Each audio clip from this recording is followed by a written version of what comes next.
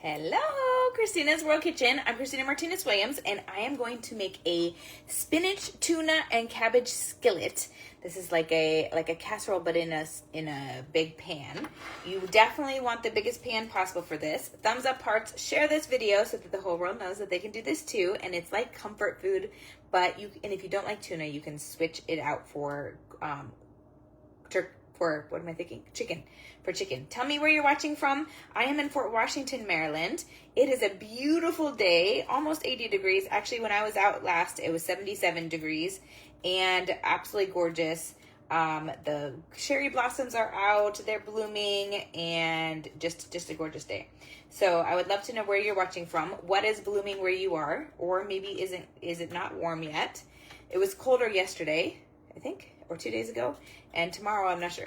But I have 2 tablespoons of butter that I'm moving around because I want to cook it with my cabbage. I cut my cabbage in little strips like noodles. You can also cut them in little chunks, whichever way you prefer.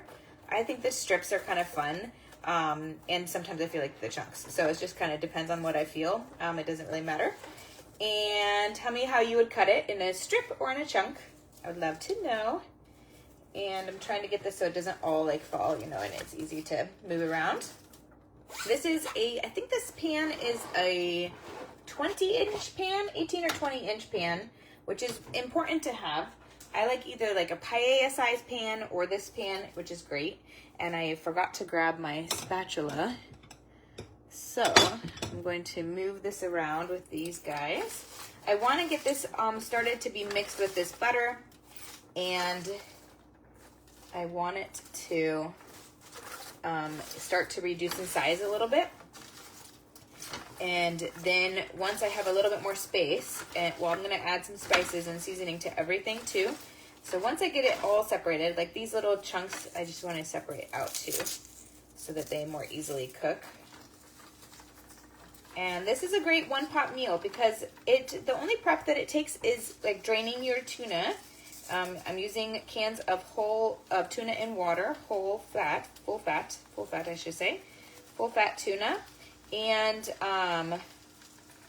then nothing else needs to be prepped other than cutting the cabbage, and then the rest of it is just cooking it all together in this huge pan. If you don't have a pan like this, you can use a huge soup pot. You just have to be mixing it a little bit more because it can burn a little bit faster since it's so like tall versus wide. And I'm trying to get my butter. I still have like a slab of butter right here, but I do want to mix it with everything too. All right, so let's get this all the way moved around. We're gonna add a couple more ingredients before I add the tuna. And now I'm going to add 2 cups of spinach. You can chop the spinach or you can just leave it whole. I'm leaving mine whole today. It's going to reduce in size anyway. And 2 cups of spinach. That one is not so great. This is a great way to get rid of spinach that is like close to going bad, so that you don't have to get rid of it and you can use it and benefit from it. Your body can benefit from all the nutrients.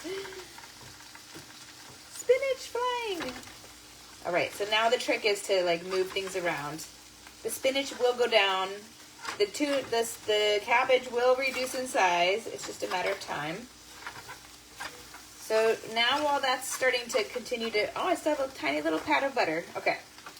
Now I'm going to add my half a cup of heavy whipping cream. Half a cup of heavy whipping cream. This is a creamy dish. I don't know why. Well, like creamy or cheesy tends to be like comfort food, right? For a lot of people. This is healthy comfort food, low carb comfort food, high protein. Just so great to have this option. I feel so good always about the food that I get to serve my family. And I learned so much when I first got started almost 10 years ago about all the benefits of gluten-free and low carb and 0 sugar or really low sugar unless it's like in berries. And learned so much about the benefits that I just couldn't go back. I decided I had to make this a lifestyle shift for us, not just a diet I was following. And decided that we were going to do it as a family, at least at dinner time for my husband in the beginning. And it has evolved. And then now he does it for majority of his time of eating. What about you? Does your whole family eat this way, high protein, low carb, or some of your family, or is it just you? I know it can be more challenging when it's just you. And so a lot of my dishes you can make and then freeze the leftovers, or just portion out. Make it ahead of time and portion it out for your portion. And then a lot of times, the food is, most of the family is going to like it, even though they may need like an extra, or they might want an extra side of bread or of rice, but often if you just flip-flop or swap some of those things, sometimes spouses come along, sometimes it just takes time. All right, now to this we're going to add, go ahead and add our tuna. And I have 4 cans of tuna in water.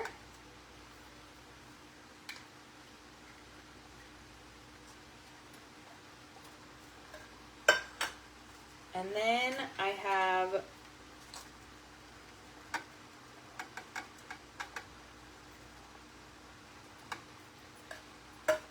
just like two more ingredients and some spices, and then we just get to let everything reduce in size. Come on out. The other ones came out. This one's not come out. There we go. That one was reluctant. All right, so I'm going to kind of break this up, the tuna, so it's not just in, this is like whole chunk, whole tuna or chunk white. Again, if you don't like tuna, you could use ground chicken or shredded chicken, I mean. You could ground it too, but shredded chicken is just fine. I'm getting like sheets of tuna right here. I'm trying to break those up. Tell me where you're watching from. Thumbs up, hearts, share this video. You're going to want to try this really delicious meal, and it's a great one-pot meal.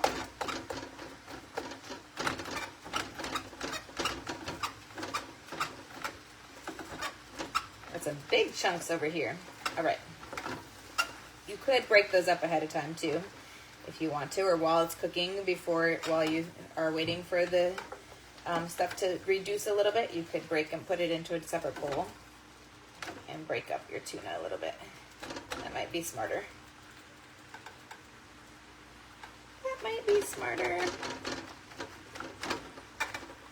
Because I got some big chunks in here.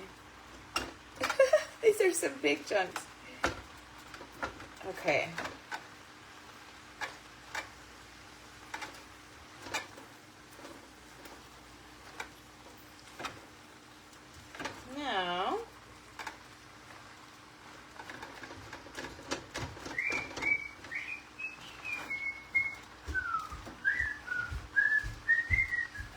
Now, we're going to add our last 2 ingredients and then all of our spices. So we have 4 ounces of cream cheese, and I'm gonna cut these into little squares so that they melt more quickly, or maybe I'm gonna do little slices. What is it? I'm making the foil thing so I can soak up the milk. Okay. And then we have one more ingredient, and then we're gonna add the spices. So these will start to melt as it continues to cook and we continue to mix. You'll want it to be all the way melted, obviously, by the time you're ready to serve it. And then we're almost there.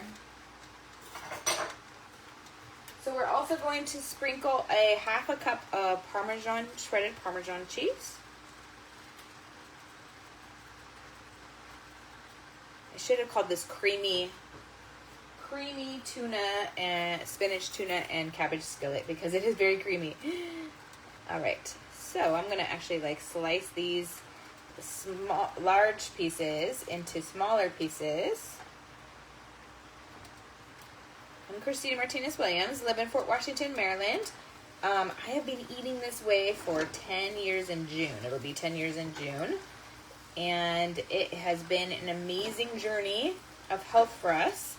I have paired it with intermittent fasting. I have paired it with hydration. I've paired it with daily movement. I've paired it with drinking ketones. I've paired it with working on my mindset.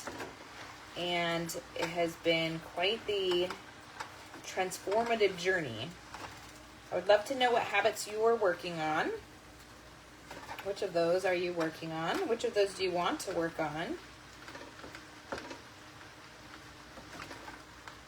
All right, now this is starting to melt too, so this is great. All right, now we're going to add our spices, and then we're just going to let it continue to cook. It'll be another like 15-20 minutes. So I have a teaspoon of pink salt. Actually, we're going to use 2 teaspoons of pink salt. I'm going to start with 1 so I can mix it first. A teaspoon of black pepper.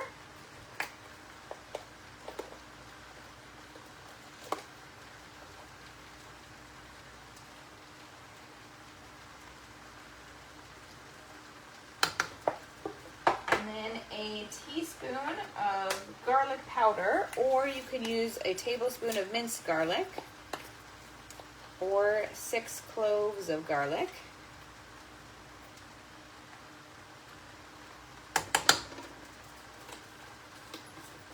And then we're going to mix it and add 1 more teaspoon of pink salt.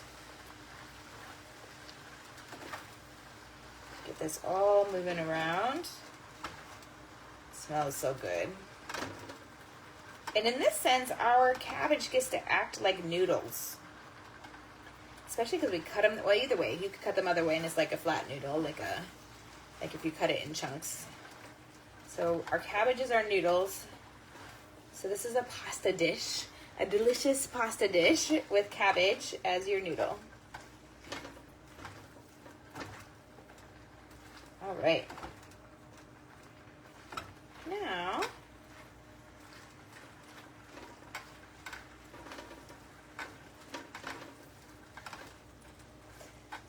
we've got it, and we're ready to add our last teaspoon of pink salt, and then it's just a matter of occasionally stirring it until you want your cabbage to be nice and soft. Because if it's too al dente for the cabbage, it can be a little bitter. So you want it to get soft.